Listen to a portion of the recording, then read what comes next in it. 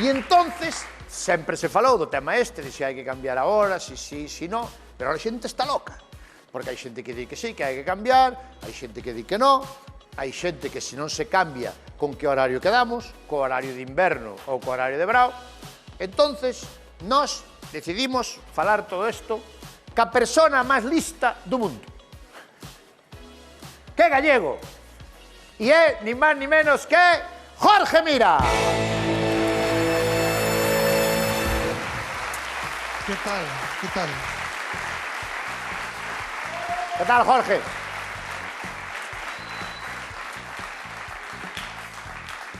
Boa noite, Jorge. ¿Qué tal? Vamos a ir pouco a pouco para que o entenda todo o mundo, pareceche? Ven, ven. Antes de nada, eu non te... Se te tuvera que presentar como algo... Ao final, ti que és? Bueno, eu son catedrático de electromagnetismo do Departamento de Física Aplicada da Universidade de Santiago e fun un dos membros da Comisión do Goberno pro análise da hora oficial. Eu son Roberto.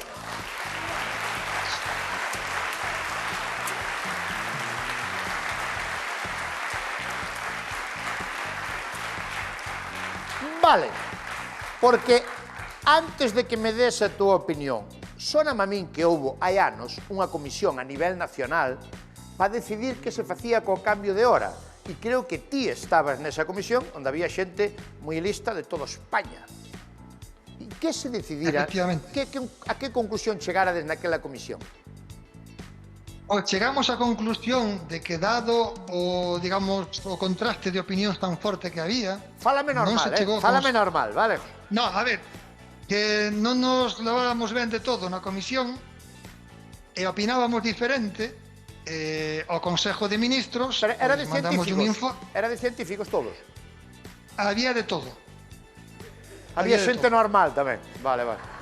Había 12 persoas, había de todo. Había de todo. Estaba o Mar Montes non estaría, digo eu. Non, o Mar non está. E mandamos un informe ao Consejo de Ministros no que expoñamos as diferentes... Pero non houve unha conclusión. A conclusión foi non tocar nada, deixar facer como estábamos facendo ata agora, facer o cambio estacional de hora e non tocar o fuso horario. Vale. Bien, ti xa te escoitamos toda esta semana dicir que sí que hai que cambiar a hora, ter horario de verao e de inverno. Que o poidamos explicar todos, explícanos por que é bon cambiar a hora. Porque toda a bichería que vive nesta latitude na que nós vivimos fixo sempre e fai o cambio estacional de hora, porque se ergue 3 horas e cuarto antes en xuño que en decembro. E iso é facer un cambio de hora. Non te ergues sempre a mesma hora todo o ano. E se ti pos un reloxo que vai a piñón fixo todo o ano, é para te ergueres a mesma hora todo o ano. E non podes facer iso en Galicia. Podelo facer en Kenia. En Kenia o sol sae e ponse sempre a mesma hora todo o ano e, polo tanto, ti podes ter un reloxo que vai a piñón fixo todo o ano. Pero non en Galicia. En Kenia sale o sol e ponse sempre a mesma hora? Correcto. E no Ecuador tamén. E nos países que están no Ecuador sae o sol e ponse o sol sempre a mesma hora. Ali non teñen estacións. Ali non hai primavera, outono, inverno, non. Non é como aquí. Aquí hai estacións. E por iso se fai un cambio estacional. Porque o planeta, tal como xira, cambia estacionalmente. Pero en Kenia non hai estacións. Vale. E pensa, durante 2 meses ao ano cae máis a plomo o sol en Galicia que en Kenia, nos meses do verán. E no inverno cae menos a plomo o sol en Galicia que na costa da Antártida. Pasamos de ter menos sol que na Antártida a ter máis sol que en Kenia. Fíxate ti o cambio.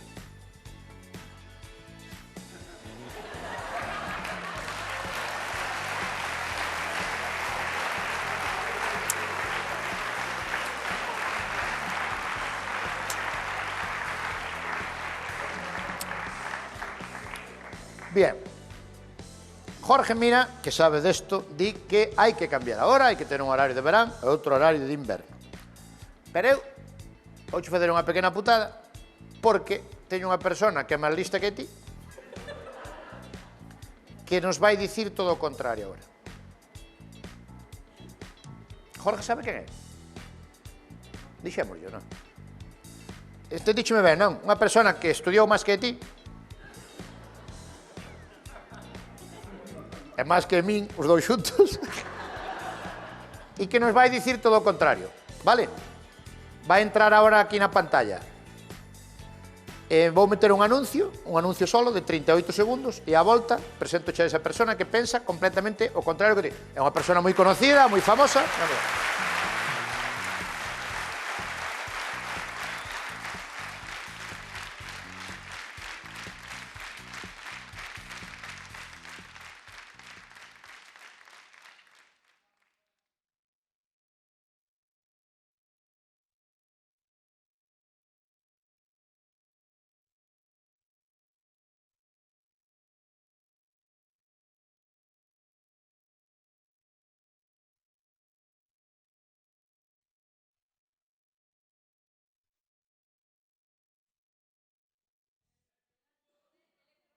Venga, hombre, catedrático de electromagnetismo.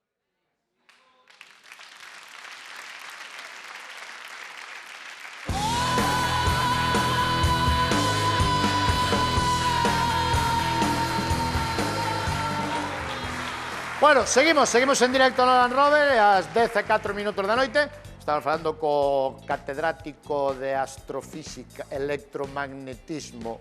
Electro que? Catedrático de electromagnetismo da Universidade de Santiago, que dice que hai que cambiar a hora, que ten que haber unha hora de verán e unha hora de inverno. Pero hai unha persoa que chega antes máis lista que ti, bueno, que sabe moito tamén e que pensa completamente o contrario que ti, que é profesor tamén da universidade. Saludamos en directo en Land Rover o profesor Niño Becerra. Moi boas noites.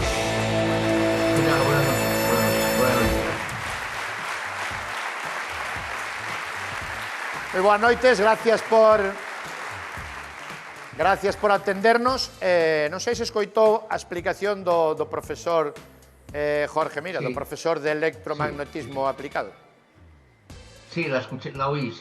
¿Y qué le parece su opinión?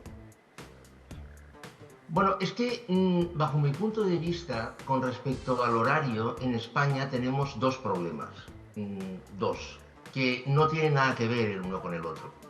En primer lugar, que España no está en el uso horario que le correspondería.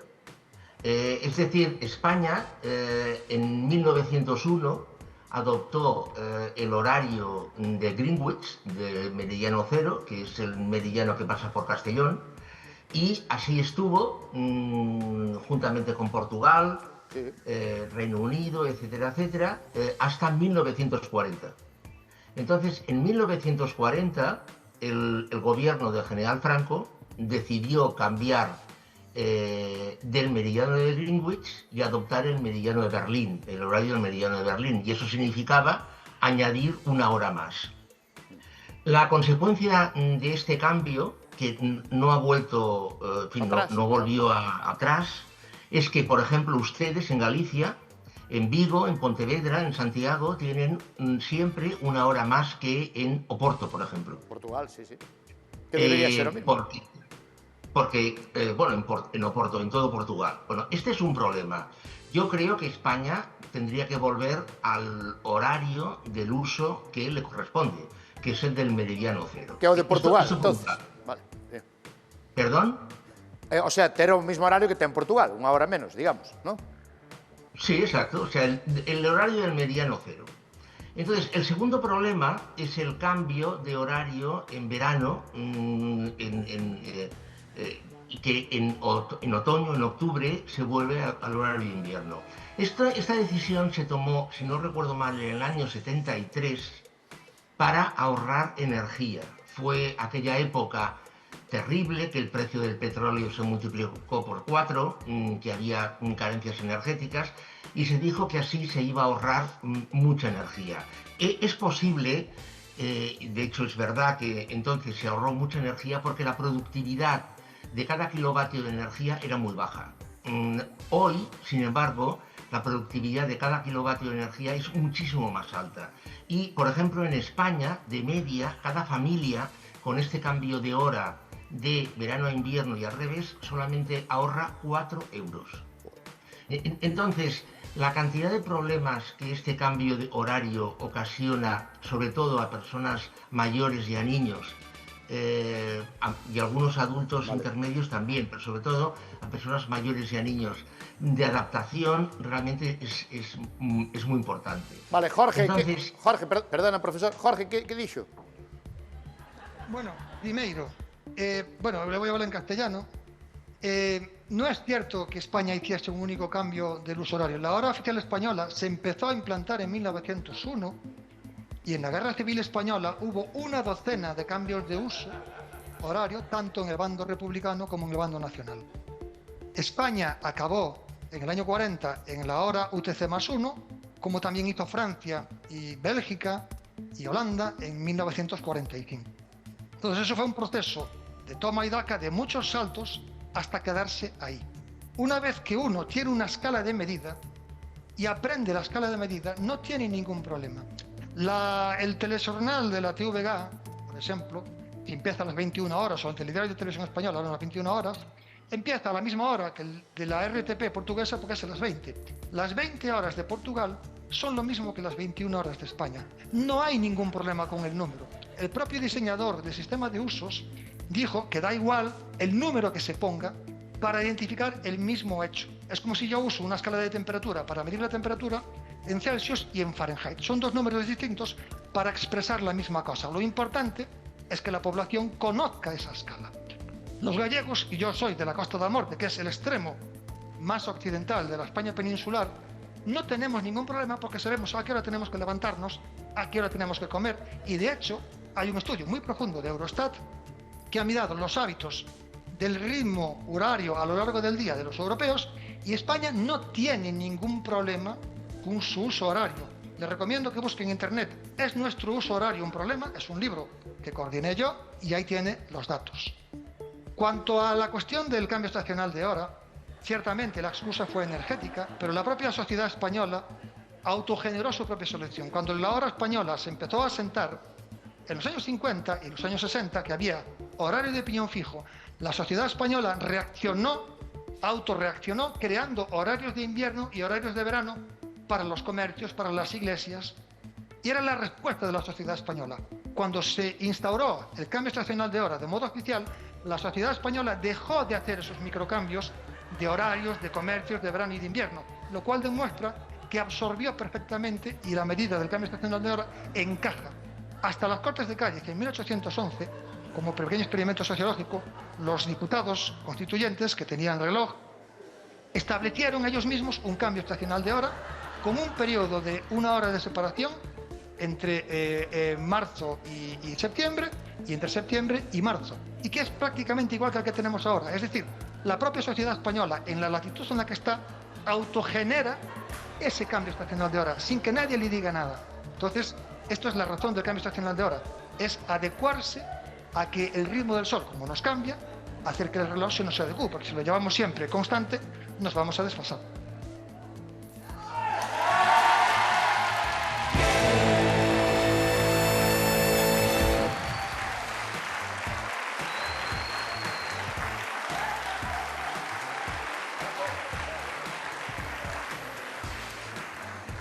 Profesor Niño Becerra, en resumen, ¿por qué no hay que cambiar ahora? ¿Por qué no? Es que yo creo que sí que hay que cambiarla ahora. Porque claro, si resulta que España perfectamente puede estar utilizar el meridiano de Berlín para fijar su hora, bueno, entonces eliminemos los usos horarios y que cada uno escoja... Cada uno a su hora. Libre. Cada uno que vaya a 4, a 5, cada uno a su hora. Yo creo que este no es el sistema. Pero, en segundo lugar... Una opción que hubo fue hacer un uso único. En 1874, en la conferencia del Meridiano, si uno mira las actas... A la conferencia del Meridiano. Un uso único. Hubo una conferencia del Meridiano. Eso no tiene sentido. Una eso cosa. No tiene sentido. Unha cousa, se hubiera que quedarse con un horario, con cal vos quedaríades? Verano ou invierno? Bueno, es que yo creo, bajo mi punto de vista, que lo primero que habría que hacer, que el problema principal no es el horario de verano o de invierno, es el uso horario. Y a partir de aquí decidamos cuál cogemos. Ese es mi punto de vista. Pero, ¿usted qué prefiere? ¿Horario de verano o horario de invierno? Yo de invierno. Bien. ¿O Jorge? La pregunta es como preguntarse, ¿qué es mejor, tener bermudas todo el año o abrigo todo el año? Esa pregunta no tiene respuesta. En Kenia uno puede tener bermudas todo el año. En Galicia uno no puede tener bermudas todo el año. Todo el año. Pero... Ahora, eu como son amante das tardes de luz, a mí se me pregunta se eu son de horario de verán por forever, pero non sería razonable. Entonces, o curso horario é unha escala. Un pode escoller, se a xente conoce a escala, isto é un principio que enseñamos con os nosos alumnos, as escalas de medida son números arbitrarios que a sociedade humana diseña. O que importa é que a xente conoza o número. E insisto, na conferencia do Meridiano de 1874, a opción era poñer un uso único. Pois os de Nova Zelandia estarían xantando ás 0 horas, pero se de pequeno aprendes que ás 0 horas é a hora de xantar, xantarían ás 0 horas. É sin problema, porque o terían metido na cabeza. Para min a febre é a 38 graus Celsius, pero se estuviera en Nova York, a febre serían 100 graus Fahrenheit. Para un norteamericano, febre son 100 graus, para un galego son 38 graus. É a mesma cousa con dous números distintos. O número non determina a realidade física. Vale.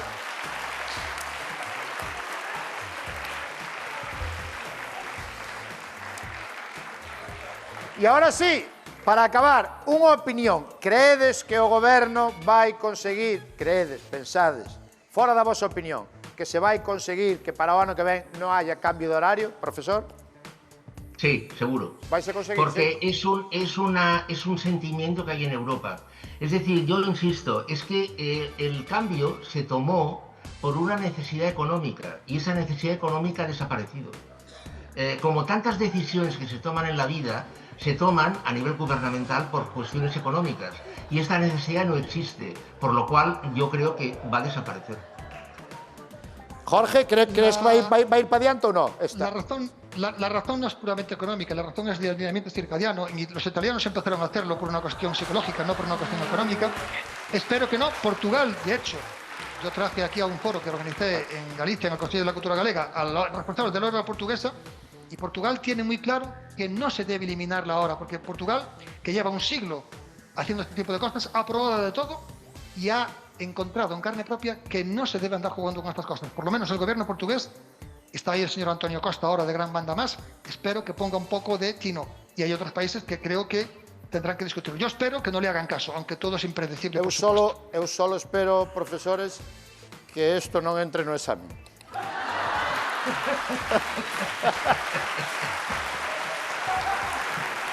Moitas gracias aos dous pola opinión. Un aplauso para os dous. Moitas gracias. Duras declaraciones.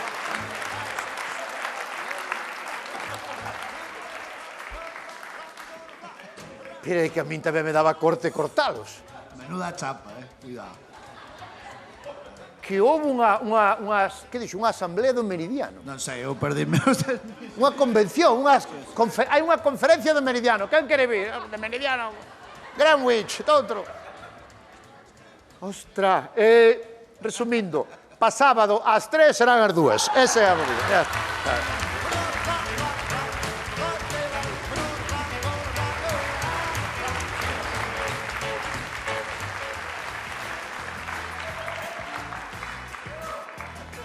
Ai, non quedei ben, non... Dios mío. Pero por qué? Ves esta bata tan bonita, non?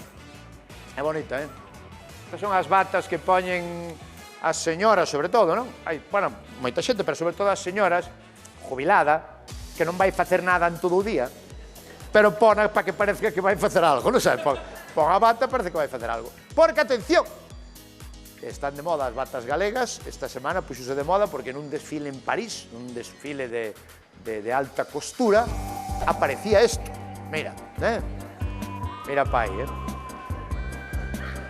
A cara, mira que cara levaba. Mira, as batas de toda a vida. A bata galega, vaya tes. Bueno, isto é... Mira as batas. Mira, batas, mandiles. Aí vou eu. Bata, mandil, mandilón, delantal, porque os distintos medios de comunicación, cando se fixeron eco desta noticia, pois titulaban de todo. Mira, na Voz de Galicia dicían os mandilóns das aboas. Vale. E había xente que dicía a bata, non? Que como se lle conoce máis, non? Falaba xente que falaba do mandilón, xente que falaba da bata, xente que falaba do delantal, xente que lle chamaba de varias maneiras, non? Entonces, no, bueno, que están aí, siguen os dous profesores aí, me cago en la mar, Sácamos de aí ahora mismo,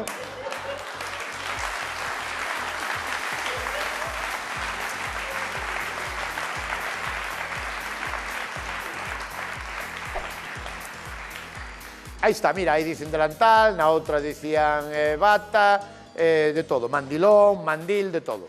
Entón, nós vamos a ver se explicamos dunha vez que é unha bata, que é un mandil, que é un mandilón e que é un delantal.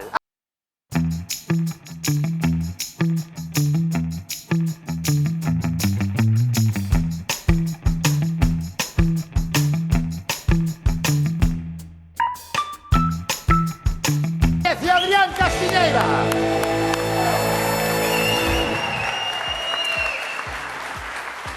Que tal, rapaz? Moi ben. Ben, vamos todos distintos. Eu levo a bata que leva os botóns aquí diante. Eu levo unha bata de cruzar. Porque esta vai levar aquí o... O amarre. Vale. E esta é bata igual. Eu chamolle así. Pero non pode ser igual que esta, porque esta é distinta. Pois esa é bata de botóns e esta é bata de cruzar. Pero ese non será mandil. No. O que levas tú, Adrián, que é? Eu penso que este é un mandil de toda a vida. De toda a vida. Ou eso que creo. Este é mandil. Creo que sí. Non me dá pa mandilón, non sei por qué. E o teu, Roy? Eu chamolle camisa. Pero non sei que. O sea, camisa arriesgada, Un mandilón. unha camisa atrevida, de los Javis. Bueno, ten razón. Hoxe en día andaría a xente Bueno, así. pero a min leva máis a mandilón Mandilón. Mandilón. do que levan os nenos. De guardería. Porque depois tamén hai a bata que é esta como esta, corta. Mini, sí. Como a túa. Sí. Non hai unha que é así corta. Chaleco. Sí, non. Hai unha bata... Pero non é por aí por onde estás marcando. Es un chaleco, Robert. Ah, por aí sí, tres Home, non, cuartos, por aquí, tres que leva dos petos. Tres sabes? cuartos, sí. Pero con mangas ou sen mangas? Sí, por que siempre sin mangas? Claro. Non se ensucia a manga ou que pasa? Pero isto é mandil ou delantal? O teu. Delantal. Claro. É o mesmo. Porque vai delante. Espera, É o mesmo. pero quita ahora, quita de arriba. No, era un chiste. E agora aí que? Agora Ei, cante así Mandil, que? mandil. É un mandil.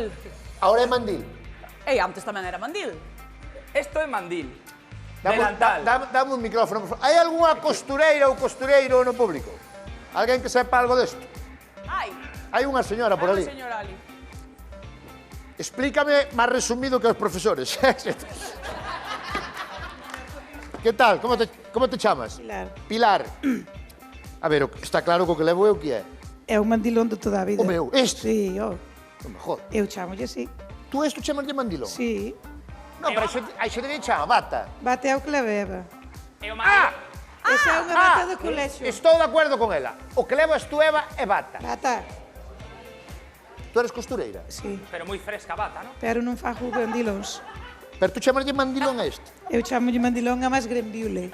E o que é como a esta, pero máis corta? Mandilón pequeno. Mandilón pequeno. Vale. E a de Eva, bata. Bata.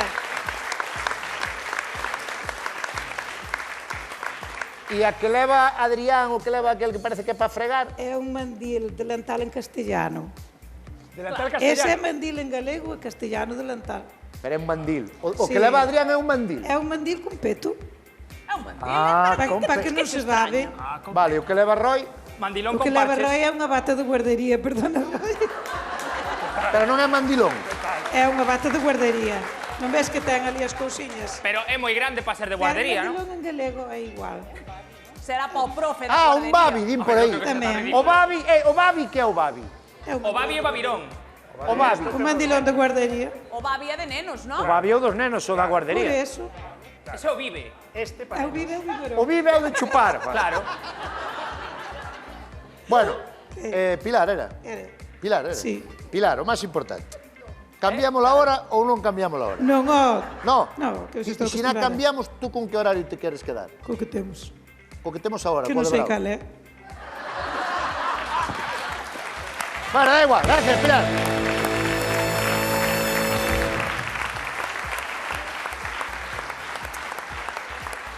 Ves, esa é unha bata. Esa é unha bata. Isto que era? Outra cousa. Non pode ser igual eso que isto. Pero é unha Esa é bata... unha bata, igual que a bata de casa. A bata de casa, pois é bata. Vale, isto é unha bata, Isto entonces. é unha bata. Este Pero é de un verán. mandil, castellano. Ese é un mandil delantal en castelán, son unha señora, e iso é un...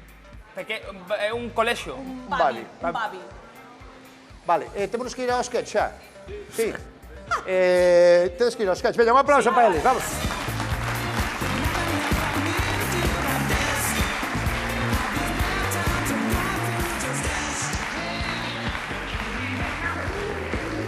Vamos facer unha cousa.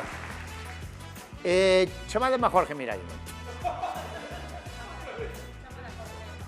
Chamademe a Jorge. No, porque vamos cun tema que lle pode interesar a Jorge. Jorge, hostia, está aí o tío. Jorge, Que tal? ti escoitache e bicho vídeo de Marcos Llorente, do xogador do Atlético de Madrid? A entrevista. Non. Vale. Voucho poñer. Resumindo, el dice, vai non dicir el, pero voucho dicir eu antes. El dice que hai que salir, según te levantas, salir fora e ver a mencer fora.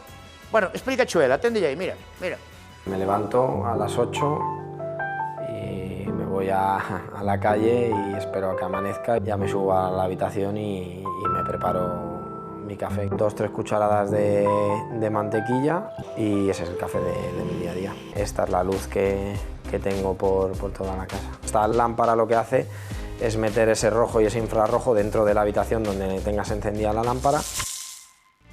El, bueno, aparte de outras tonterías, el ten unha luz vermella na casa sempre, de noite, unha luz vermella.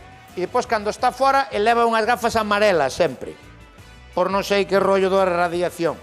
Diz que iso é buenísimo. De noite na casa, luz vermella, e el, cando está fora, gafas amarelas. Isto ten sentido? Ou chamo ao doutor Niño Becerra outro? No, mira, pues mira, ten que pensar que, mira, por exemplo, coas gafas amarelas, o amarelo e o azul son cores complementarias. Ti se alumeas un sitio con amarelo e despois se alumeas con azul, queda o tono así como apagado.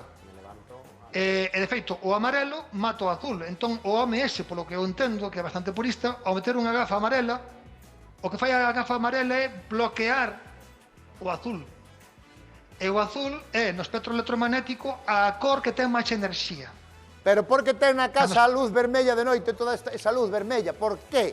Por qué? Porque a nosa retina ten uns sensores pa luz azul que te despertan. Entón, se ti de noite, que cando tens que dormir, e cando unha persoa, un galego de fai 20.000 anos que non tiña luz, nin tiña televisión, cando chegaba a noite, a luz, a retina recibía unha luz máis apagada e ibas a dormir. Entón hai un interruptor que nos fai dormir, que é un interruptor que vai coa luz.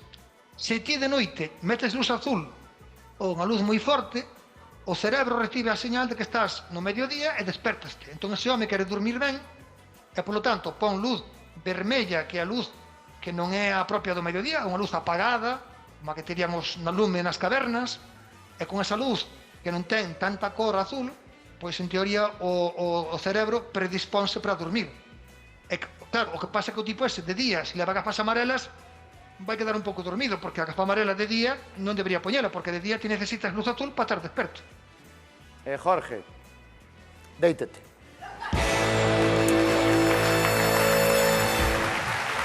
Que facemos? Vamos á publicidade e metemos o sketch. Vamos ir á publicidade e á volta vamos co primeiro sketch da noite que vai deso, vai desto do que acabamos de ver agora.